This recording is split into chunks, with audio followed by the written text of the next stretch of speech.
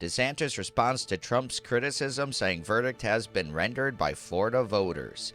Former President Donald Trump accused Governor Ron DeSantis of mishandling COVID-19 pandemic and claimed Florida governor owes his success to the Trump administration.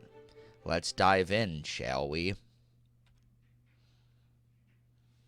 Florida Governor Ron DeSantis responded Tuesday to an ongoing series of criticisms leveled at him by former President Donald Trump. Trump took his latest swing at DeSantis on Saturday, claiming that the governor, whom he previously nicknamed Ron DeSantimonious, was misguided in COVID-19 pandemic policies in Florida. There are Republican governors that did not close their states. Florida was closed for a long period of time, Trump said to reporters. They're trying to rewrite history. Trump went further during his Saturday events in New Hampshire and South Carolina, claiming that DeSantis owes his success to the Trump administration and that the hypothetical presidential bid would be insulting.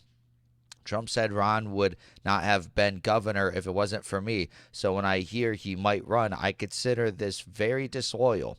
Speaking at a press conference, DeSantis was asked about Trump's comments.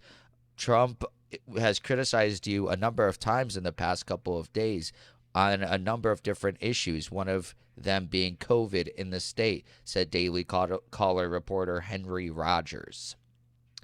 Well, look, what I would say is this. I roll out of bed. I have people attacking me from all angles, the Florida governor said. It's been happening for many, many years. And if you look at the good thing about it, though, is if you take a crisis situation like COVID, the good thing about it is when you're an elected executive, you have to make all kinds of decisions. You got to steer that ship. DeSantis continued. And the good thing is that the people are able to render a judgment on that, whether they reelect you or not. And I'm happy to say, in my case, not only did we win re-election, we won the highest percentage of the vote that any Republican governor candidate has in the history of the state of Florida. Until recently, Trump was the clear and overwhelming frontrunner in the early 2024 GOP presidential nomination polls. However, in a handful of national surveys released last month, Trump trailed DeSantis, whose standing with conservatives across the country has soared over the past 3 years. DeSantis has overwhelmingly reelected in November for a second term, leading Florida, a one-time battleground state that has turned increasingly red over the past 2 cycles. We won by the largest raw vote margin of over 1.5 million votes than any governor candidate has ever had in Florida history, DeSantis said Tuesday. And in fact, we almost doubled the previous record, which I think was like 780,000 vote margin. And so what I would just say is that verdict has been rendered by the people of the state of Florida.